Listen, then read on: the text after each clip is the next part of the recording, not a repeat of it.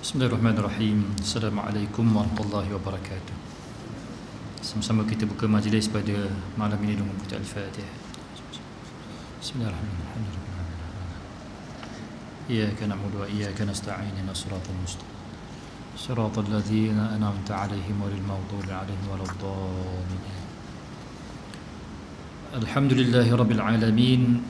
Wassalatu wassalamu ala asyrafil mursalin sayyidina Muhammad wa ala alihi wa man tabi'ahum bi ihsanin ila yaumiddin. Subhana rabbika rabbil izzati amma yasifun wa salamun alal mursalin walhamdulillahi rabbil alamin. Allahumma la sahla illa ma ja'altahu sahla wa la sa'ba illa ma ja'altahu sa'ba walau syi'ta ja'alta sabah sahral alamin. Ilahi anta maqsudi wa ridhaka matlubi atini mahabbataka wa ma'rifatak. Tuan Imam Bilal Musi dan Qasir, tuan-tuan muslimin muslimat dirahmati oleh Allah Subhanahu wa taala. Alhamdulillah. Pertama syukur kita kepada Allah Subhanahu wa taala kerana pada malam ini masih lagi memberikan peluang pada kita untuk terus mengabdikan diri kepadanya. Moga-moga dengan peluang yang diberikan oleh Allah Subhanahu wa taala ini menjadi asbab kepada pertemuan kita dengan Allah Subhanahu wa taala sebagaimana firman-Nya, "Faman kana yarju liqa'a rabbih falyamal 'amalan salihan wa la yusyrik bi'ibadati rabbih ahada." Siapa-siapa yang bercita-cita untuk bertemu dengan Allah Subhanahu wa taala, maka hendaklah dia beramal soleh dan tidak syirikkan Allah Subhanahu wa taala dalam ibadatnya. Pada pertemuan yang dulu kita menyebut tentang ayat yang saya bacakan ini ialah mesti ada pertemuan pertama dulu dengan Allah Subhanahu wa taala, baru ada pertemuan yang kedua. Di dunia ni mesti bertemu dulu Allah Subhanahu wa taala, baru berlaku pertemuan yang kedua dengan Allah Subhanahu wa taala, yakni di syurga Allah Subhanahu wa taala. Apa dia yang disebut sebagai pertemuan dengan Allah taala tu? Ialah kamu melakukan ibadat yang benar, ikhlas kepada Allah Subhanahu wa taala, yakni tidak syirik kepada Allah Subhanahu wa taala. Dalam ayat ini Allah menyebut faman kana yarju liqa'a rabbih, siapa yang bercita-cita untuk bertemu Allah, jawab dia falyamal 'amalan salihan, maka hendaklah kamu buat amal soleh dan tidak syirikkan Allah Subhanahu wa taala. Tidak syirik, buat amal soleh dan tidak syirik. Tidak syirik ni maksudnya apa? Ikhlas kerana Allah Subhanahu wa taala. Tidak ada sesuatu yang lain pun kecuali kita nak daripada ibadat itu ialah Allah Subhanahu wa taala. InsyaAllah malam ni kita terus kepada peringkat yang ke-6. Kita ada 7 peringkat ni dalam kitab Minhajul Abidin ni. Hari ni pun saya tersalah buku. Keluar-keluar je pegang buku lain. Kitab Asmaul Husna. Tengok sampai separuh jalan, sampai kat bomba tu baru tengok sebelah kitab lain rupanya. Mojo ada seorang yang bawa. Alhamdulillah. Kan? Kalau tak kita cakap tanpa kitab. Ni ikut teks sikit. Dia dah sampai kepada peringkat yang ke-6 ni. Kita ada 7 peringkat dalam kitab kita ni, Minhajul Abidin. Minhajul Abidin, jalan, metod untuk ke syurga Allah SWT sebagai orang yang mengabdikan diri kepadanya. Ada 7 peringkat. Kita dah sampai pada peringkat yang ke-6 ni, ataupun pendakian kita yang ke-6, peringkat hinaan dia panggil. Kenapa dia disebut sebagai peringkat hinaan ini? Sebab bila kita buat amal ibadat, banyak mana pun, tinggi mana pun ibadat yang kita buat, tanpa ikhlas pada Allah Subhanahu wa taala, dia menghina kita je.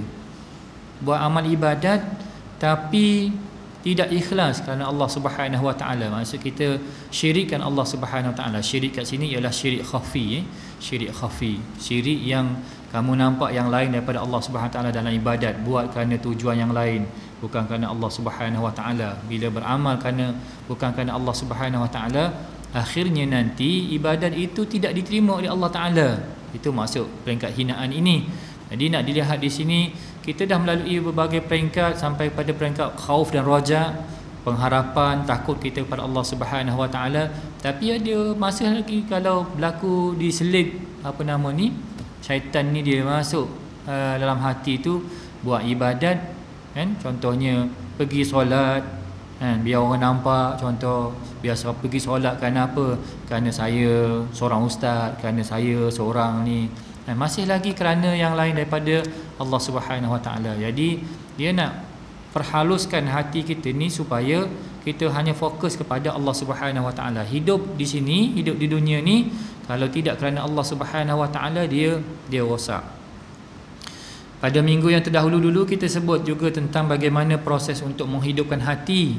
Antara kaedahnya ialah membaca bismillahirrahmanirrahim. Setiap pergerakan kita ni bismillahirrahmanirrahim, bismillahirrahmanirrahim, supaya hati tu dia hidup. Bila hati tu dia hidup, bila dia buat sesuatu kerana Allah, bukan kerana Allah, dia sedar. Sedar bila hati tu dia hidup.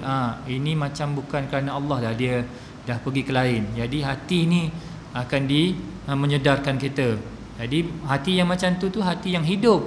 Hati hidup ni macam mana kita nak hidupkan dia? Antara kaedahnya ialah dengan kita memperbanyakkan baca bismillahirrahmanirrahim. Buat sesuatu bismillahirrahmanirrahim, bismillahirrahmanirrahim. Dengan bismillahirrahmanirrahim, insya-Allah dengan bismillahirrahmanirrahim dia akan menggerakkan hati itu untuk ingat kepada Allah Subhanahu Wa Taala. Ini kita dah sebut pada yang terdahulu, sehingga kan ulama membuatkan satu kaedah bahawa semua perbuatan di atas muka bumi ni, kalau kita tak boleh baca bismillah, maka dia tak boleh buat. Nak buat apa-apa nak baca bismillah. Kalau kita tak boleh baca bismillah, maka dia tak boleh buat. Tak boleh buat di atas muka bumi. Ini kaedah kan? Jadi mudah untuk kita nak buat apa-apa bismillahirrahmanirrahim. Hati kita lawan tak dengan tu iman kita ni, dia tu tak, kita baca boleh tak baca bismillah kat sini, bismillahirrahmanirrahim. Kalau kita rasa macam baca tak kena je, maka perbuatan itu ada masalah, ataupun perkataan itu ada masalah untuk kita perkatakan ataupun untuk kita buat. Ini yang kita lihat terdahulu. Kita nak masuk dalam kitab kita ni, muka surat 389 ni, peringkat yang ke-6, peringkat hinaan. Seterusnya, setelah ibadat kita sudah lurus, wajib membezakan mana yang lebih baik dan mana yang kurang baik, serta memelihara segala sesuatu yang boleh membawa kerosakan dan kerugian pada ibadat. Kena perhalus muhasabah, kena apa dia dipanggil muraqabah. Muraqabah ni ialah sentiasa mengawasi. Buat ibadat ni kita kena intai-intai dia, tengok ni buat bukan kerana Allah Ta'ala ke, bukan kerana Allah Subhanahu Wa Ta'ala. Ada setengah para salafus soleh ni, orang-orang soleh ni, dia buat sesuatu, contoh dia nak latih diri dia untuk buat ikut sunnah, keluar rumah ikut kaki kiri. Kalau dia terkeluar kaki kanan, dia masuk semula ke dalam rumah, langkah semula kaki kiri. Nak ajar. Tadi masuk masjid, tadi masuk surau kaki kiri, sedar keluar balik masuk dengan kaki kanan. Nak diajar tu, nak diajar supaya kan, bila selalu dia ajar begitu, bila ada sesuatu masalah, dia akan, benda tu akan detik datang kan. Bila dia datang, kita tahulah dia ni buat kerana Allah Ta'ala ke ataupun bukan kerana Allah Subhanahu Wa Ta'ala. Bila hati tu dia mula hidup. Jadi nak perlukan kepada latihan kita juga, riyadhah kita. Nak pakai baju bismillahirrahmanirrahim, nak makan minum bismillahirrahmanirrahim, nak berjalan bismillahirrahmanirahim, nak buat, bagi dia hidup. Bila dia hidup, maka hati tu dia akan mudah untuk tu. Bila kita salah buat ataupun kita tertinggal untuk buat, dia akan detik untuk kan datang ingatan itu. Jadi kita nak sentiasa muraqabah. Muraqabah ni maksudnya mengawasi setiap apa yang kita buat ni betul tak kerana Allah Subhanahu Wa Ta'ala. Tengok, ikhlas ni susah nak hafal. Ikhlas kan senang cakap, ikhlas ni. Ikhlas tu dekat hati, buat sesuatu mesti ikhlas. Tapi macam mana nak ikhlas? Soalannya macam mana nak buat hati tu dia benar-benar ikhlas kepada Allah Subhanahu Wa Ta'ala. Kalau ikhlas tu maksudnya khalas tu habis apa? Habis semua makhluk, bahkan habis semua tentang diri engkau lagi, habis semua. Habis sampai ke mana? Habis sampai kepada Allah. Biar kau nampak Allah Subhanahu Wa Ta'ala. Biar nampak buat kerana Allah Subhanahu Wa Ta'ala, bukan lagi kerana dia tu, bukan lagi kerana apa-apa di dunia ni, bukan kerana diri, tapi kerana Allah Subhanahu Wa Ta'ala. Tu namanya ikhlas. Maksudnya habis apa? habis makhluk ni. Jadi hati kita tu dah tak ada yang lain dah kecuali untuk Allah Subhanahu Wa Ta'ala. Baru disebut sebagai ikhlas. Jadi diajarkan kepada kita supaya ni kita buat amal ibadat ni, biarlah kita buat tanpa ada syirik pada Allah. Yang ni tak nampak yang lain selain daripada Allah Subhanahu Wa Ta'ala. Barulah dia datang ikhlas kepada Allah Subhanahu Wa Ta'ala. Kena ingat diri kita balik kan, kaedah-kaedah yang diajar oleh para ulama salih, ulama tasawuf ni, ialah kita mengingati diri kita ni sebenarnya kita ni tiada, yang sebenar ada ialah Allah, kita ni lemah, yang kuat ialah Allah, kita ni jahil, yang pandai, yang ada ilmu ialah Allah, kita ni sebenarnya mati, yang hidup ialah Allah Subhanahu Wa Taala. Kita diperhidupkan, kita diperilmukan, kita diperkatakan, kita diperdengarkan. Semua tu bila kita ingat Allah Subhanahu Wa Taala, maka kita akan lupa diri kita. Bila lupa diri kita, maka akan datanglah hati tu, hati yang ingat kepada Allah Subhanahu Wa Taala. Kewajipan ini ditetapkan berdasarkan kepada dua sebab berikut. Kenapa perlunya kita jaga, kita sentiasa mengawasi ibadat kita ni supaya dia ikhlas pada Allah Subhanahu Wa Taala? Kerana yang pertama, jika kita ikhlas dan sentiasa mengingati kurniaan Allah, manfaat yang akan kita terima adalah sangat besar, iaitu segala amalan kita bakal diterima di sisinya dan mendapat pahala yang banyak. Kalau amal kita ni diterima, kalau tak ada ikhlas ditolak. Kalau amal kita diterima, sudah tentu balasannya besar di sisi Allah Subhanahu Wa Taala. Yang tu perlu jaga ikhlas tu. Tak terbimbang-bimbang kalau apa yang kita buat ni tak diterima Allah. Kalau tidak diterima macam mana? Gitu kan? Jadi benda tu menyebabkan kita mengawasi hati tu supaya dia buat kerana Allah Subhanahu Wa Taala. Ini lebih seni daripada khauf dengan rajak lagi kan. Khauf dengan rajak tu datang je perasaan tu, tapi ni nak jaga supaya hati tu dia betul-betul buat kerana Allah Subhanahu Wa Taala. Macam mana tu? Susah kan, kecuali kita berlatih. Contoh kita nak sedekah, sedekah berapa ringgit kita ikhlas. Sedekah ni sedekah yang paling diterima ialah sedekah yang kita paling sayang. Kalau paling sayang maksudnya kita sakit, nak pisahkan daripada jiwa kita tu sakit. Contoh RM1, RM1 tak apa, jatuh pun tak apa kalau RM1 kan, RM1. Kalau jatuh 100 daripada kocek kita, agaknya jalan balik daripada sini ke masjid, ke rumah tu, tengok. Tapi kalau RM1, tak apalah kan, gitu kan. RM10 pun kita rasa okey lagi tu. 20 dah mula tu sikit. 50 macam mana 50 kan. Kalau 100 sampai bertumbuk mungkin, gitu kan. Kau ambil dia, kau tombok, itu baru 100 kan. Kalau juta, 100 juta, itu baru ni ada kes Allahumma salli ala Muhammad, dia nak bagi harta pusaka. Ya tu ustaz, kita orang ni nak bagi harta pusaka, bagi sama rata ustaz, boleh tak? Boleh. Tapi sebelum bagi sama rata, bagi dulu ikut faraid. Ambil faraid, bagi orang dapat berapa, orang dapat berapa.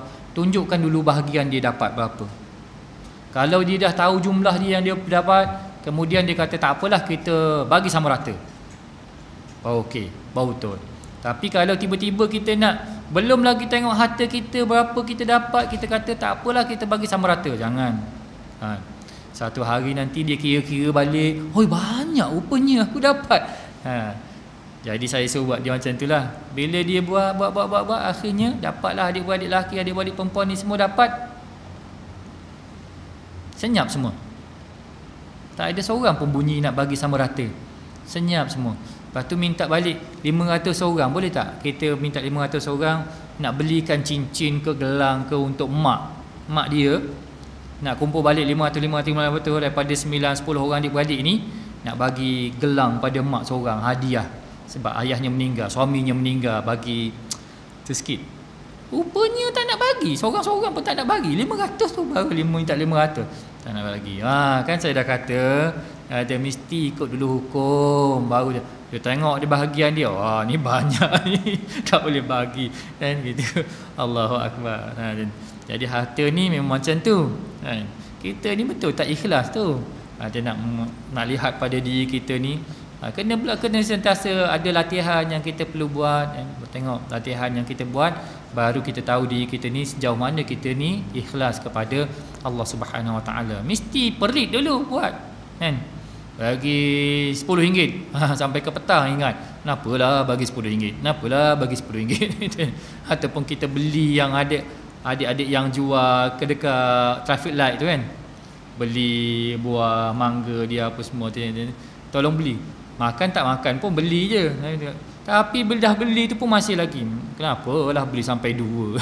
Beli sampai masih lagi ingat gitu kan. Kalau gitu masih belum lagi. Tapi benda tu perlukan pada latihan kita untuk kita tahu hati kita ni sejauh mana dia ikhlas kepada Allah Subhanahu Wa Taala. Buat, teruskan lagi. Jangan kita tu, saya tak ikhlas tak, saya tak nak buat. Tak nak buat, macam mana awak nak tahu ikhlas? Jadi buat lagi. Saya pernah ni tiap-tiap ni tengah kumpul untuk pembelian bangunan bangunan tahfiz kita tu, harga dia 1 juta bangunan tu 3 tingkat. Tuan dia dah bagi 500,000. Kemudian kita kumpul 500,000, dia bagi masa 2 tahun. Ni baru 2 bulan 3 bulan baru. Betul. Ada seorang penginfak, setiap minggu, setiap hari Jumaat dia mesti mesej pada saya, "Ustaz, ini sedekah wakaf untuk diri saya dan arwah ibu bapa saya." Sejak dibuka dah hampir kat 3 bulan ni, setiap minggu dia 500 sampai saya doa. Sampai saya nak berdoa ni pun tak tahu apa lagi lah nak doa untuk tu aja. Jadi dan setiap minggu 500. Hajah, banyaknya Hajah bagi. Setiap bulan 500, setiap minggu, bukannya setiap bulan ni, setiap minggu 500. Macam mana lah orang ni Kalau kita nak bagi 100 tu pun dia mikir lagi. 100 dah macam dah banyak ni. Dia ni bagi 500 setiap bulan. Ada. Masya-Allah. Tadi sembang dengan imam tadi masa kat luar. Pasal dia sebut pasal Allah SWT dan Datuk Zain arwah exco dulu, exco Johor. Isterinya masih hidup, umurnya 78 lebih kurang. 78. Kan. Dia tu kalau dia infak, dia suka infak yang jenis sekali letak gitu, lamsam. Saya cakap dengan dia, Datin, kalau Datin nak buat, Datin jangan buat macam tu, Datin buat sikit-sikit. Sebab setiap kali kita infak, kita nak doa. Setiap kali kita infak, doa, Datin nak derma berapa? Contohnya 1,000. Contohnya kita pecah-pecahkan dia 100. Memang kita nak derma 1,000, tapi kita pecahkan dia supaya kita, satu, melatih diri. Yang keduanya ialah kita nak berdoa. Setiap kali kita nak doa tu kita doa. Jadi dia buat tu, dia alhamdulillah dia ikut saranan. Kalau ikutkan dia malas lah ustaz. Dah nak transfer sekaligus je, habis selesai. Lepas tu kita tak itulah. Jadi kita ni biarlah kita buat sikit-sikit, tapi kita nak berdoa dan kita melatih diri kita ni supaya dia datang ikhlas kepada Allah Subhanahu Wa Taala. Ni saya cerita tak apa. Cuma saya cukup terasa dengan seorang, saya tak kenal dia sampai sekarang. Hajah yang bagi infak ni, muka dia saya tak kenal sampai sekarang ni. Sampai sekarang ni saya tak kenal dia. Dia tak pun beritahu, lepas tu kita nak tengok muka dia pun dia tak tunjuk muka. Setiap kali tu dia mesej je, "Ustaz, saya dah masukkan dalam bank RM500." Tu je. Ya tak panjang tu. Kita tu kata ucap terima kasih apa pun, dia pun tak jawab dah. Senyap je. Sampai minggu depan hari Jumaat tu, pagi-pagi subuh lagi, dah masuk mesej lagi, "Ustaz, saya dah niatkan untuk saya dan arwah ibu bapa saya." Sampai sekarang saya tak kenal tuannya. Sampai sekarang tak tahu yang mana satu. Mungkin dekat-dekat dengan kita je. Orang tu mesti kenal kita, sebab tu dia yakin bagi pada kita tu kan. Tapi saya tak kenal dia sampai sekarang ni, tak kenal lagi. Tetap berdoa untuk dia lah, insya-Allah. Cuma nak dia ajar macam mana dia punya jiwa untuk tu kan. Jadi kita tak buat, kita tak faham dia punya tu. Sehingga kita sendiri buat, baru kita faham, oh macam ni tahap ikhlas aku. Kan? Antara baju kita yang cantik ini, kita ambil baju mana? Nak sedekah pada orang, tengok baju ni dah tak nak ni, hati awak dah tak nak. Kalau kau dah tak nak, dia pun mungkin dah tak nak juga. Jadi kita bagi pada dia tak nak kita bagi, ini yang paling saya sayang, saya bagi pada awak. Saya sayang sangat ni, saya bagi pada awak. Lan tanalul birra hatta tunfiqu mimma tuhibbun. Kamu tidak akan mendapat kebajikan sehingga kamu berinfak pada perkara yang kamu sangat cinta kepadanya. Cinta baru kita infak. Tapi kalau kita dah tak nak, kita bagi pada orang, makan dah tak habis kan, baru bagi. Masa makan tak tu lagi tak hantar. Tak habis dah. Kat mana ada tahfiz? Kami ni selalu kena macam tu. Bulan puasa ni kan kena lagi ni. Kan? Bila nak hantar? Dekat-dekat nak maghrib, ustaz, makanan lebih banyak lah ustaz ni. Ada tak? Boleh tak terima ni? Macam mana budak tu pun dah ada makanan dia. Kita tak terima sekarang dia. Tu orang bagi tak nak terima. Kata kalau nak bagi awal-awal. Bagi awal, ustaz, hari ni saya nak bagi pelajar makan. Jadi kita boleh breakkan yang dia punya ni masakan ni, jadi boleh hantar yang tu. Tapi kalau dah tak habis niaga, lepas tu tak tahu nak buang ke mana, jadi letak kat tahfiz. Itu maksud kita dah tak nak dah tu, kita bagi kan. Gitulah. Tapi insya-Allah tetap dapat tu rezeki, apa ni, pahala dia dapat lah, tapi kuranglah dia punya tu. Atau Allah Taala menyebut lan tanalul birra, kamu tidak akan sekali-kali dapat kebaikan itu kecuali kamu bersedekah ataupun kamu berinfak pada perkara yang kamu cintai. Jadi kalau kita ikhlas, pasti akan kita menerima pahala yang besar daripada Allah Subhanahu Wa Taala. Ini sebab kita kena jaga ikhlas kerana Allah Subhanahu Wa Taala. Jika tidak demikian, maka segala amalan kita tidak akan diterima dan hilang segala pahalanya. Tak ada ikhlas, habis. And mesti ada dalam diri kita, mesti ada Islam, mesti ada iman, mesti ada ihsan. Kalau tak ada ihsan, habislah kita, tak diterima oleh Allah Taala. Islam, Allah Ta'ala perintah kita suruh buat apa yang diperintahkan kita buat. Kemudian yakin, beriman pada Allah Subhanahu Wa Ta'ala. Dan yang ketiga ikhlas, iaitu ihsan itulah ikhlas. Nampak Allah Subhanahu Wa Ta'ala buat kerana Allah Subhanahu Wa Ta'ala. Jadi setiap amalan kita mesti betul dengan kehendak Islam, syarak kata, dan buat kita yakin pada Allah Subhanahu Wa Ta'ala, beriman pada Allah Subhanahu Wa Ta'ala. Seterusnya mesti ada ikhlas kepada Allah Subhanahu Wa Taala. Asas kepada perkara ini ialah sabda Rasulullah sallallahu alaihi wasallam, innallaha subhanahu wa ta'ala yaqul ana aghnal aghniya minasyirk man amila amalan fa asyraka fihi ghairi fa nasibi lahu fa inni la aqbala illa ma kana li khalisan. Sesungguhnya Allah Taala berfirman, ini hadis qudsi, aku ini tidak memerlukan sertaan daripada dari yang lain. Siapa sahaja yang melakukan sesuatu perbuatan dengan menyertakan yang lain selain aku, maka bahagianku untuk yang lain itu, kerana aku tidak akan menerima perbuatan seseorang selain ikhlas hanya untukku. Tak boleh buat kerana yang lain. Jadi kita kan, syaitan ni pun dia tak takut kita buat amal ibadat banyak-banyak. Buat dia biar aja.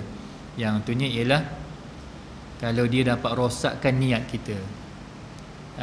Kita bangun qiyamul lail malam tadi, qiyam kan, 1 Rejab qiyam, pakap qiyam semua kita buat. Tapi syaitan dia tak kisahlah kau nak buat banyak buat kan. Tapi yang tunya ialah dia nak rosakkan hati tu. Malam pagi dia subuh je pegang telefon, alhamdulillah semalam dapat qiyam 1 Rejab. Dia masuk dalam Facebook contohnya kan. Tak payahlah kau beritahu orang. Kan? Kata alhamdulillah kau tak bangun malam tadi. Itu kan. Alhamdulillah dia. Memang dia puji Allah Taala, tapi tengok dia punya tu apa ke mana yang ni pergi kan. Kalau tak beritahu tak boleh, nak kena beritahu juga. Allahu Akbar. Ni berlaku pada diri kita. Ikhlas ni susah nak jaga kan? Simpan paling dalam. Kalau kau keluarkan dia benih, kalau kau letak atas bumi dia rosak. Kau mesti tanam paling dalam. Untuk dia nak jadi subur ni, kau tanam dia dalam-dalam sampai tak boleh dikorek lagi, tak boleh dikacau oleh siapa-siapa. Benih tu tanam dalam-dalam. Begitulah kita ikhlas kita kepada Allah Subhanahu Wa Taala. Simpan kita dengan Allah Subhanahu Wa Taala saja. Cukup. Betul. Allahu Akbar. Kalau kita buat kerana yang lain, maka Allah Taala berlepas diri. Kau pergilah kepada orang yang ataupun kepada yang kamu syirikkan itu. Kemudian ada pula pendapat yang mengatakan pada hari kiamat nanti Allah akan menjawab setiap tagihan hamba-Nya yang telah beramal. Alam yuwassi' laka fil majalis, alam takuni ra'si fid dunya, alam yurakhas bai'uka wa syira'uka, alam tukram. Apakah tidak diperluaskan bagimu kedudukan di dalam majlis? Apakah kamu tidak dijadikan sebagai pemimpin di dunia? Apakah tidak ada keringanan harga untukmu, yakni dimudahkan rezeki pada kita? Dan apakah kamu tidak mendapat penghormatan? Macam-macam kita dapat di dunia ni yang diberikan nikmat oleh Allah Subhanahu Wa Taala kepada kita. Macam-macam nikmat yang digunakan oleh Allah Subhanahu Wa Taala kepada kita. Tapi kita ni tak pergi kepada Allah, pergi kepada yang lain. Saya tengok rumah saya beli kacang tanah, dia tanah besar-besar kacang tanah, dia pasar tani Hayat Boni, dia beli makan. Sedap makan. Kita ni tak berapa boleh makan kacang tanah. Makan, ambillah 2 biji makan, sedap. Cakap-cakap dengan dia, Masya Allah, kita tanam je tumbuh. Makan ikan, makan daging, makan ayam. Ada kita buat sendiri ke tak? Kita gerakkan je. Allah Ta'ala suruh kita gerak je. Ambil benih, tanam. Benih pun Allah Ta'ala dah buat, tanam je. Kita buat letak dalam tanah je, siram dia, tak baja dia. Allah Ta'ala yang tumbuhkan, Allah Ta'ala tu dia yang sediakan semua. Ya Allah, macam-macam yang Allah Ta'ala beri pada kita. Tengok kacang tu kan? Tanam dalam tanah, ada ubi, ada kacang, macam-macam. Ada yang buah kat atas, ada yang buah kat bawah, ada yang buah kat batang. Buah zaitun tadi makan, buah apa ni? Buah tin keluar daripada batang dia, kita makan itu. Masya Allah, macam-macam yang Allah Ta'ala rezekikan kepada kita. Jadi kenapa kamu boleh syirikan kepada yang lain? Yang ni kamu buat kerana yang lain, tak buat kerana Allah Subhanahu Wa Ta'ala. Allah tanya kita di hari akhirat nanti, kenapa kamu ni pergi kepada yang lain selain daripada Allah Subhanahu Wa Ta'ala? Adakah yang selain tu dapat memberikan begitu kepada kamu? Makan ikan macam-macam. Orang kalau makan ikan kelah, saya pun tak pernah makan ikan kelah ikan kelah. Orang yang biasa pergi ke sungai dia ikan kelah mahal ikan kelah kan, ikan kelah ikan sungai. Kita makan ikan kembung, ikan selor kuning kan, ikan yang harga murah kan. Ataupun ikan apa nama, kalau tahun baru Cina ni dia makan apa yang makan malam tu, yang makan besar, ikan bawal putih. Bawal putih yang harga mahal. Kita tengok harga bawal putih tu pun tengok beli ikan kembung balik. Dia makan ikan tu berapa ratus, tengok dia makan kan. Masya Allah. Ya. Kan ya?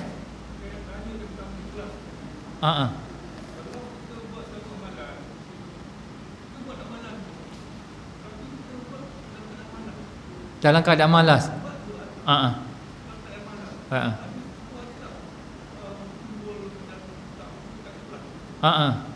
Belum lagi. InsyaAllah nanti dia akan bincang sebenarnya. Separuh-separuh. Kita buat amal ibadat ni, dia kadang-kadang datang dengan tujuannya kerana dunia, yang bulat kerana dunia. Ada orang yang datang separuh-separuh, dia nak akhirat, dunia pun dia nak. Gitu kan. Ada orang dia tak nak dunia langsung, dia pandang akhirat sahaja. Gitu kan. Jadi mengikut tahap tu. Kita nak beritahu amal ibadat yang kita buat ni, kita buat kerana siapa? Kalau kita buat yang jadi malas ni kerana siapa kan? Perasaan tu memang Allah Ta'ala wujudkan perasaan itu untuk kita apa? Untuk kita berlaku mujahadah, untuk kita lawan. Ulama, para wali, para solihin, para anbiya, nabi, rasul, tak ada ke sifat malas tu? Ada. Dia datang juga. Apa tu? Tapi lawan. Bila lawan baru ditolong. Wallazina jahadu fina lanahdiyannahum subulana. Orang yang berjihad di atas jalan kami, kami tunjuk kepada mereka jalan-jalan kami. Kena jihad. Maksudnya lawan nafsu ni jihad, digunakan perkataan jihad. Wallazina jahadu fina. Mereka yang berjihad di atas jalan kami. Kena jihad, maksudnya kena korban. Bila korban ni memanglah kita akan rasa malas, kita akan rasa sayang, kita akan rasa susah.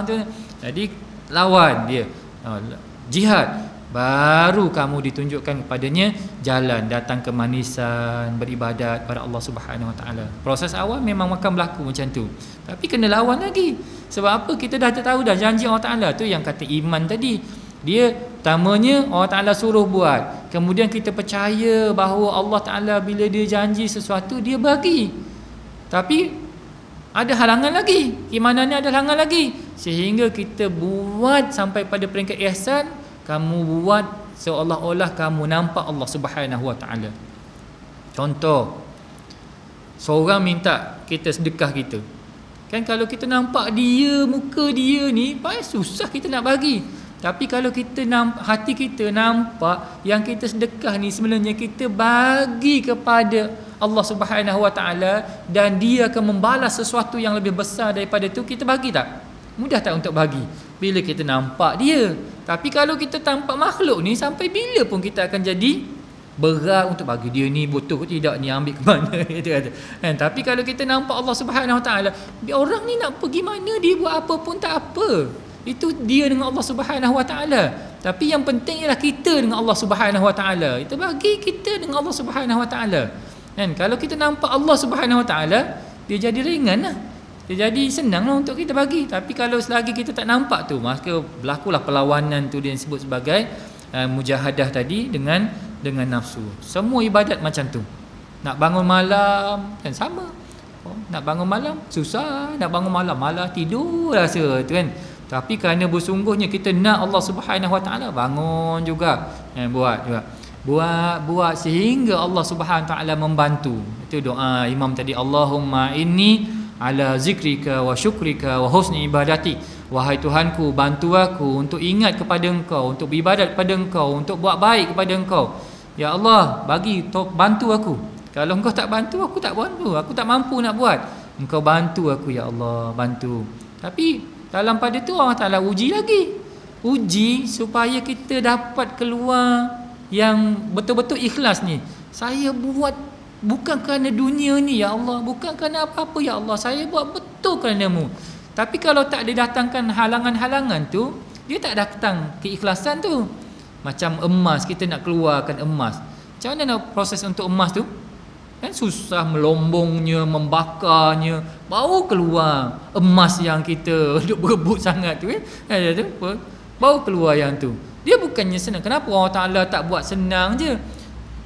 Emas tu jumpa je, kita datang ni, jumpa. Adakah dia jadi bernilai? Kalau mudah jumpa, mudah tu jadi bernilai tak? Semua orang jumpa, semua dah tengok. Dia dah tak bernilai.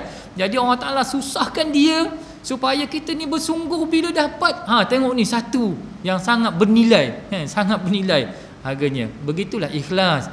Mana kamu bersungguh-sungguh, bila kau dapat Allah Subhanahu Wa Taala, yang lain semua dah jadi kecil. Jadi nak tuju pada Allah Subhanahu Taala itu suatu yang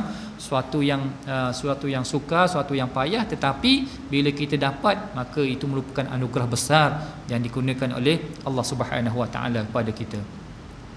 Jadi prosesnya kat mana? Hati. Masih lagi di hati kita. Jadi sebab tu perlu bersihkan hati, zikir, ibadat. Ni untuk hati tu dia betul-betul nampak bahawa yang sebenarnya yang kita tuju ialah Allah Subhanahu Wa Taala, bukan yang lain tetapi Allah Subhanahu Wa Taala. Terus, jika yang dimaksudkan itulah orang yang beramal, maka cukuplah itu sebagai pahala buat mereka. Itulah bahaya dan mudarat yang timbul akibat beribadat tanpa berlandaskan ikhlas kepada Allah Subhanahu Wa Taala. Yang kena jaga sangat ni, bimbang macam itulah. Takut-takut amal kita ni tidak diterima oleh Allah Subhanahu Wa Taala. Kita buat latihan lagi, latih lagi ibadat kita ni. Saya Ustaz, kalau saya sembahyang tak khusyuk, saya tak solat Ustaz. Tak boleh macam tu kan. Kalau saya derma, saya tak ikhlas Ustaz, saya tak derma Ustaz. Tapi bila masa awak nak dapat ikhlas, bila awak nak dapat khusyuk, kalau awak tak buat kan, buat lagi, dan diminta tolong dengan Allah Subhanahu Wa Taala. Allah Taala bila kita bersungguh, dia akan bantulah. Menurut penyusun ini, riya mempunyai dua noda dan musibah. Riya lawan kepada ikhlas ni lah. Riya buat nak tunjuk, nunjuk, mempunyai dua noda dan musibah. Adapun dua noda yang dimaksudkan itu ialah noda rahsia, iaitu didakwa oleh Allah di hadapan para malaikat sehingga terbongkar segala rahsianya, seperti mana yang telah diriwayatkan bahawa malaikat naik ke langit membawa segala amalan manusia dengan riang gembira. Akan tetapi Allah berfirman, lemparkan amal ke neraka Sijjin, kerana dia beramal tidak dengan lillahi ta'ala. Nanti hadis kita akan baca, hadis yang panjang ni, muka surat 420. 426 nanti dimuatkan hadis yang dia disebut ni. Ada amalan yang naik sampai ke langit pertama, dah dilempar balik dah. Ada amalan yang diangkat sampai langit kedua, ada amalan naik tingkat 3, ada yang lepas langit ketiga naik ke 4, ada yang lepas langit ke-7 sampai kepada Allah Ta'ala dilemparkan balik sebab tidak ikhlas kepada Allah Subhanahu Wa Ta'ala. Tu yang kata peringkat ni, ikhlas tu pun ada peringkat-peringkat dia rupanya. Ada peringkat-peringkat dia dalam hati kita ni. Kalau kita awasi dia, kalau kita perhatikan dia, kita akan dapati bahawa memang gitu. Oh dah ikhlas dah, tapi ada lagi sikit kan, kerana tu buat lagi kan, sehingga kita benar-benar buat amal ibadat itu kerana Allah Subhanahu Wa Ta'ala. Ni nanti kita akan baca hadis yang panjang. Cuma daripada muka surat ni dia hanya beritahu dulu pada kita bahawa ada amalan yang menyebabkan kita ni terlontar ke neraka sijin kerana beramal bukan kerana Allah Subhanahu Wa Ta'ala. Rahsia ni akan dibuka. Jadi setiap waktu subuh dan asar ada malaikat yang disebut sebagai malaikat muaqibin yang bersilih ganti. Dia waktu subuh turun dan yang lain naik yang ni. Jadi bila dia naik, yang jaga kita ni Allah Ta'ala tanya, walaupun Allah Ta'ala Maha mengetahui, untuk apa? Sebagai saksi. Apa Tuhan, apa hamba-Ku sedang buat? Dia tengah solat, dia tengah buat ni, dia tengah buat ni. Jadi malaikat ni lah apa? Kita rupanya tak pernah berpisah dengan malaikat. Cuma kita bincang rukun iman yang ke-6 ni, bincang macam tu je kan. Percaya kepada malaikat. Tapi malaikat ni dengan kita, daripada awal kejadian kita sehingga kita masuk syurga ataupun neraka, malaikat tetap ada sama dengan kita.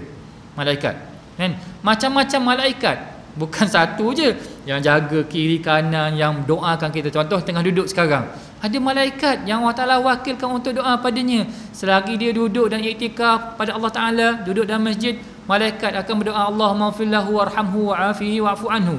Malaikat duduk sini berdoa pada kita. Ada malaikat yang sentiasa mendoakan kita. Kan gitu. Kita makan, baca bismillahirrahmanirrahim, ada malaikat yang turunkan keberkatan itu. Jadi doakan keberkatan pada kita. Jadi malaikat ni tak pernah terpisah dengan kita. Cuma kita ni kan, tak dapat rasa kehadiran malaikat kan. Malaikat tak pernah pisah dengan kita. Dialah yang tu. Kita tidur, lubang hidung terbuka, lubang telinga terbuka kan? Semua lubang terbuka, tapi serangga-serangga tak masuk. Ya tu? Buktinya bila mati letak je sekejap. Sejam dua je. Kan? Semut mula datang masuk ke telinga. Betul tak? Perasan tak? Kalau jenazah tu kita biarkan, tak ada orang jaga, kejap je letak atas lantai tu, dah atas tu. Nanti sekejap lagi serangga, semut apa ni mula datang. Sebab apa? Dah tak ada dah malaikat jaga. Sekarang ni ada tidur, tak ada pun tersesat, tak ada masuk pun. Kadang-kadang ada yang tersesat masuk, kita sedar kan. Tapi tak ada pun masuk ni, tak apa.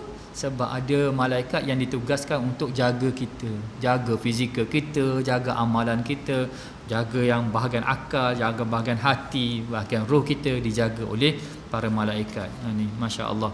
Tak pernah kita terpisah Jadi kalau begitulah keadaannya kan? Niat ataupun ikhlas ni dia tidak diketahui, malaikat sendiri pun tak tahu. Ni ikhlas yang paling ikhlas, malaikat sendiri pun tak tahu. Dia dengan Allah Subhanahu Wa Ta'ala sahaja. Masya-Allah. Tu ikhlas yang paling dekat dengan Allah Subhanahu Wa Ta'ala. Memang kan, malaikat, kalau malaikat, macam mana malaikat tahu sesuatu perbuatan tu ikhlas? Dia keluarkan bau. Ada bau harum keluar. Tapi kalau dia tidak ikhlas, ada bau busuk yang keluar. Begitu je. Malaikat tahu macam tu je. Walaupun kerja hati ni macam malaikat dia tu kan, tahu semua. Tak, di lubuk hati itu hanya untuk kita berhubung dengan Allah Subhanahu Wa Ta'ala. Allah sahaja yang tahu kan. Sampai pada ikhlas yang macam tu macam mana kan, Macam disebut sebagai semut yang hitam di atas batu hitam dalam waktu gelap gulita. Itulah ikhlas. Macam mana keadaan ikhlas tu? Semut hitam atas batu hitam dalam waktu gelap kan? Waktu gelap atas waktu hitam, semut hitam. Nampak ke? Tapi semut ada tak? Semut ada tak? Semut ada. Begitulah gambaran ikhlas yang sebenar. Maksudnya hanya kita dengan Allah Subhanahu Wa Taala sahaja yang tahu. Jadi macam mana kita nak beritahu pada orang? Saya ikhlas ni tahu, saya ikhlas. Saya ikhlas ni. Ikhlaslah tu. Bukan kata tak ikhlas, ikhlas tapi separuh-separuh ada. Masih lagi nak suruh orang tahu juga. Kan? Dan kadang-kadang dia tanya kita, kan, Ustaz, rasa sejuk tak kali ni datang? Sejuk tak? Sejuk tak? Tu aircon tu saya baru je buat. Dia nak beritahu juga. Kan? Dan nak tu juga kita lah tu. Kan? Kita lah. Tu nanti, Dek tolong keluarkan yang gelas kita tu, yang gelas kita beli masa kita pergi umrah yang kali ketiga itu tu. Yang kita beli kat Mekah itu. Dek tolong keluarkan gelas tu, Dek, kita minum air Zam-Zam. Kenapa nak dikaitkan tu, nak beritahu apa nak beritahu kita dah pergi umrah 3 kali ke? Nak pergi umrah 10 kali ke? Jadi, kalau tahu pun apa kita nak tu, nak beritahu pasal apa? Tapi dia datang juga. Macam mana nak supaya dia tak tu? Dia engkau kena tanam dia dalam-dalam, simpan dia. Kan? Allah Ta'ala tahu tu. Nanti ustaz kalau orang tak tahu kita buat macam mana? Dia tu. Habis awak kalau orang tahu, awak nak apa daripada dia? Kan kita nak daripada Allah Subhanahu Wa Ta'ala. Itu kan susah tu kan. Dia buat ibadat, nak jaga tu betul-betul. Maksud orang itu dia mesti mengawasi hatinya agar dia sentiasa bersama dengan Allah Subhanahu Wa Ta'ala. Kalau datang gitu istighfar. Ada proses tu. Proses untuk kita betul-betul mendapat hati yang benar-benar ikhlas kepada Allah Subhanahu Wa Ta'ala. Itu yang pertama, menyebabkan rahsia kita ni dibuka oleh Allah Subhanahu Wa Ta'ala di hari akhirat nanti. Yang tu dibuka oleh Allah Subhanahu Wa Ta'ala. Akhirnya diberitahu pada seluruh makhluk bahawa dia ni bukan buat kerana Allah Subhanahu Wa Ta'ala. Nanti hadis, saya ingat kalau tak silap saya, khutbah Jumaat baru ni dicerita tentang 3 golongan yang buat amal ibadat, lalu amal itu tidak diterima oleh Allah Subhanahu Wa Ta'ala. Betul kan Jumaat baru ni? Kalau tidak silap saya lah. Betul ke? Asyik tukar masjid jadi lupa. Orang yang jihad fi sabilillah, satu. Orang yang mati syahid, kan? Kemudian orang yang qurra, orang yang mengajar Al-Quran. Ketiga ialah orang yang bersedekah, banyak buat sedekah. 3 golongan dipanggil oleh Allah SWT. Nanti hadis tu pun kita baca 392 nanti kita baca hadis ni. Yang panggil mati syahid, tinggi tu. Kamu berperang kerana apa? Saya berperang kerana-Mu ya Allah. Kata Allah Ta'ala penipu. Ni yang kita kata Allah Ta'ala dedahkan balik tu. Di akhirat nanti Allah Ta'ala dedah. Sebenarnya kamu buat bukan kerana aku, tetapi kamu buat supaya orang kata kamu orang yang berani. Dan memang kamu dapat pun. Semua orang ingat kamu, sebut je nama kamu, oh itu orang yang berani mati kerana agama Allah Subhanahu Wa Ta'ala. Orang sebut begitu, kamu dapat begitu, tapi amal ibadat kamu ditolak oleh Allah Subhanahu Wa Ta'ala. Malaikat, panggil malaikat, ambil dia humban dalam neraka Allah Subhanahu Wa Ta'ala. Tengok kan? Kata, oh kalau begitu macam mana nak dapat ikhlas kepada Allah Subhanahu Wa Ta'ala? Kita berusaha awasi hati ni kan, supaya dia tidak dicampuri dengan perkara-perkara yang selain daripada Allah Subhanahu Wa Ta'ala. Ini keadaan-keadaan ataupun gambaran yang diberikan oleh Rasulullah sallallahu alaihi wasallam kepada kita supaya kita ni buat ibadat, jangan sampai ibadat kita ni jadi rugi ataupun ibadat kita ni suatu hari dia jadi suatu yang malang kepada kita. Boleh insyaallah. Bismillahirrahmanirrahim. Wa bihi nasta'in wa la udwana illa 'alal zalimin, amma ba'd. Sambung sikit lagi ni. Pada hari kiamat kelak, perkara yang kedua, apa yang buat? Pertama tadi dibuka rahsia. Yang keduanya ialah Allah Ta'ala mencemar dan menghina namanya di hadapan semua makhluk. Rasulullah sallallahu alaihi wasallam bersabda, innal mura'i yunadi yaumal qiyamah bi arba'ati asma, ya kafir, ya fajir, ya ghadir, ya khasir, dalla sa'yuka wa batala ajruka fala khalaqa laka al-yawm iltamis al-ajra mimman kunta ta'malu lahu ya mukhadi', innal jannata takallamat wa qalat ana haramun ala kulli bakhilin wa mura'in. Orang yang bersifat riya akan di hari kiamat nanti akan dipanggil dengan 4 julukan. Kemarilah hai kafir, silalah kemari hai penjahat, kesini hai pengkhianat, dan kesinilah engkau hai orang yang rugi. Amalmu adalah sesat, pahala kamu batal, dan tiada bahagian untukmu pada saat ini. Sekarang mintalah pahala kepada orang yang membuat kamu riak.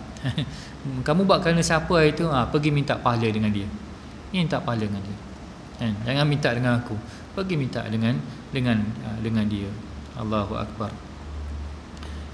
Ini yang kita takut kan, buat amal ibadat. Jadi ketakutan kita ini menyebabkan kita mengawasi hati ini daripada daripada riya ataupun daripada tidak ikhlas kepada Allah Subhanahu Wa Taala. Perhati betul-betul, masing-masing je tahu.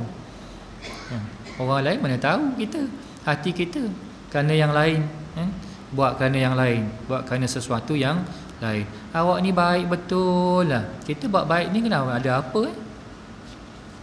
Tengok macam mana. Kalau orang tak ucap terima kasih pada kita, ada rasa apa-apa tak? Kalau tak ada tu, tak ada masalah. Kalau dia tak balas pun kita okey je. Lain kali bagi makan lagi. Walaupun aku je belanja kau, kau tak pernah belanja aku sebab kita mengharap tu kan. Kalau kita belanja dia, nanti satu hari dia belanja kita. Tu masih lagi tu. Tapi kalau kita buat, kita nampak apa yang kita buat tu kerana Allah Subhanahu Wa Taala, tak kisahlah. Awak nak belanja ke tidak, awak masa saya sakit awak tak datang ke, tapi bila awak sakit saya datang melawat awak. Kalau saya sakit awak tak datang. Tak ada rasa apa, sebab kita buat kerana Allah Subhanahu Wa Taala kan. Jadi pasti Allah Taala uji juga supaya kita tahu yang kita buat ni betul tak ikhlas kerana Allah Subhanahu Wa Taala. Jadi bila kita tahu, baiki lagi. Jadi usaha untuk kita baiki itulah sebenarnya anugerah Allah Subhanahu Wa Taala. Tak boleh sampai kita untuk sampai kepada ikhlas yang sebenar kecuali anugerah Allah. Allah Ta'ala bagi pada hati yang gitu kan. Contoh, dia makan tak cukup, apa tak cukup, tapi dia redha je. Macam mana hati awak ni boleh redha ni? Rumah duduk macam ni je, makan pun gitu-gitu je, ada masalah tu. Tapi jiwanya redha sangat kepada Allah Subhanahu Wa Ta'ala. Itu jiwa yang kenal Allah Subhanahu Wa Ta'ala kan. Ada seorang yang saya selalu cerita pasal dia, Karim, nama dia Karim. Kecil-kecil lagi dah kena serangan saraf dia, jadi tangan kaki dia jadi tu. Bukan tu, mulut apa semua tarik. Sekarang umur 30 lebih. Tapi solat tak pernah tinggal di masjid. Tak pernah tinggal. Saya kalau pergi solat tu, saya selalu solat dekat dia. Dia baca pun tak betul. Nak baca betul macam mana dengan mulut yang macam tu? Bismillahirrahmanirrahim. Tak betulnya. Kalau kita buat macam tu, batal solat kita. Tapi dia tak batal. Dia dekat dengan Allah Subhanahu Wa Taala. Kita ni kan, dengan keadaan tu pun datang masjid Allah Subhanahu Wa Taala. Senyum je lepas kita salam, nak salam kita. Gitu nak salam. Dengan tangan gini ni, nak salam. Salam. Allahu Akbar. Ujiannya begitu sekali, tapi jiwanya sangat tenang. Sebab apa jiwa tenang? Yang boleh datang masjid 5 kali sehari tu tenang lah tu. Kita yang sihat ni pun kan, ada masalah sikit je, macam pening pada hari ni, malah nak pergi masjid kan. Allahu Akbar, dekat rumah je kita seorang-seorang kan. Dia Masya Allah dengan jalannya tak sempurna datang masjid. Betul. Engkau ni dianugerahkan oleh Allah Ta'ala jiwa yang sangat tenang. Walaupun ujiannya zahir batin kita tengok tu, kata ya Allah Akbar, ayah tak ada, tinggal mak je. Ayah tak ada kan, tinggal dengan mak tu yang dah tua kan. Ujian begitu tapi dia tenang je terima kan. Itu anugerah Allah Subhanahu Wa Ta'ala bagi pada hati. Jadi kita nak dapatkan ikhlas ni bukan kerja kita, tapi kita usaha untuk datangkan ikhlas tu, minta kepada Allah Subhanahu Wa Ta'ala supaya dianugerahkan hati yang benar-benar ikhlas kerana Allah Subhanahu Wa Ta'ala.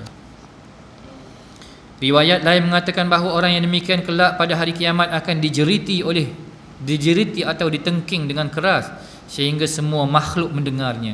Mana orang yang suka menyembah manusia? bangunlah kalian semua, ambillah pahala daripada orang yang kau sembah, kerana aku tidak akan menerima sekarang amalan yang dicampuri dengan sesuatu. Kan? Syirik. Yang syirik tu tidak ikhlas lah tu. Syirik tu tidak ikhlas pada Allah Subhanahu Wa Taala. Istilah lain, syirik dalam Quran tu digunakan syirik kan. Faman kana yarju liqa rabbih falyamal amalan salihan wa la yusyrik. Jangan syirik dengan Allah Subhanahu Wa Taala. Jangan syirik tu kalau kita terjemah hendaklah ikhlas buat amal ibadat, hendaklah ikhlas. Macam mana nak ikhlas? Biar tak nampak yang lain kecuali nampak Allah Subhanahu Wa Taala, baru datang ikhlas. Tapi macam mana nak sampai ke situ? Hati ni dia masih pandang pada yang lain. Maka yang kotoran ni dibersihkan dengan zikir, dengan Quran, dengan ibadat.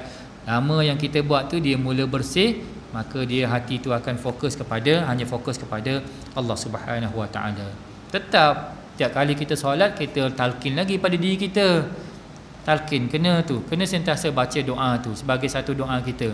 Yang kita baca doa iftitah tu, itu sebenarnya adalah untuk kita ni, hati ni dia betul-betul fokus kerana Allah. Inna salati wa nusuki wa mahyaya wa mamati lillahi rabbil alamin. Tu fokus tu. Sesungguhnya sembahyang aku, ibadat aku, hidup aku, mati aku kerana Allah Subhanahu Wa Taala. Itu semua buat apa pun kerana Allah, biar ada lillahi taala. Sebab hati itu dia dah hidup, dia akan buat kerana Allah Subhanahu Wa Taala. Kalau tidak, dia tak buat kerana Allah Subhanahu Wa Taala. Jadi doa talqin, doa iftitah ni buat walaupun solat sunat. Biasa solat sunat kita cepat-cepat je kan. Kita tinggal yang sunat ni. Yang sunat, walaupun dalam solat sunat dia disunatkan untuk kita baca. Peranan dia besar. Peranan dia supaya hati tu dia buat amal ibadat, hidup di atas muka bumi ni kerana Allah Subhanahu Wa Taala, ikhlas kerana Allah Subhanahu Wa Taala. Tapi kita tak nampak doa tu besar. Kan? Biasa kita bawa doa ni bila solat dengan imam sebab imam diam sekejap, kita pun bacalah juga. Bila kita solat sendiri, Allahu Akbar je, Bismillahirrahmanirrahim, Alhamdulillahirabbil alamin. Cepat-cepat je kita. Lupa kepada doa iftitah lagi. Buat doa iftitah tu. Buat. Walaupun lambat sikit tak apa, tapi kita tahu peranan dia besar. Oh, rupanya untuk kita ni minta supaya dapat hati yang ikhlas kerana Allah Subhanahu Wa Taala. Penutup, maka musibah daripada sifat riya ini terbahagi kepada dua, iaitu tidak akan mendapat tempat di syurga sebagaimana yang diriwayatkan oleh Rasulullah sallallahu alaihi wasallam. Kita berhenti dulu sini. Kita jumpa lagi pada masa akan datang, bincang lagi tentang ikhlas ni. Banyak lagi hadis yang dibawakan kepada kita ni, contoh-contoh untuk kita faham dan kita berusaha untuk mencapai hati yang benar-benar ikhlas beribadat kepada Allah Subhanahu Wa Taala. Sekadar itu dulu, wabillahi taufik wal hidayah. Assalamualaikum warahmatullahi wabarakatuh. Alhamdulillahil alamin, wassalatu wassalamu ala asyrafil anbiya'i wal mursalin sayyidina Muhammad wa ala alihi wa sahbihi wasallam. Allahumma inna nas'aluka lisanan ratiban bi dzikrik wa qalban mafhuman bi syukrik wa badanan hayyinan lajinan bi ta'atik. Allahumma inna nas'aluka imanan kamila wa nas'aluka qalban khashi'an, nas'aluka 'ilman nafi'an wa nas'aluka yaqinan sadiqan wa nas'aluka dinan qayyiman, nas'aluka al-'afiyata min kulli baliyah wa nas'aluka tamamal ghina 'anil nas wa hablana haqiqatal iman bik hatta la nakhafa wa la narju ghayraka wa la na'budu شيئا سواك واجعل يدك مبسوطة علينا وعلى أهلنا وأولادنا ومن معنا برحمتك ولا تكلنا إلى أنفسنا طرفة عين ولا أقل من ذلك نعم المجيب. صلى الله على خير خلقه سيدنا محمد وعلى آله وصحبه وسلم. الحمد لله رب العالمين. تقبل الله منكم.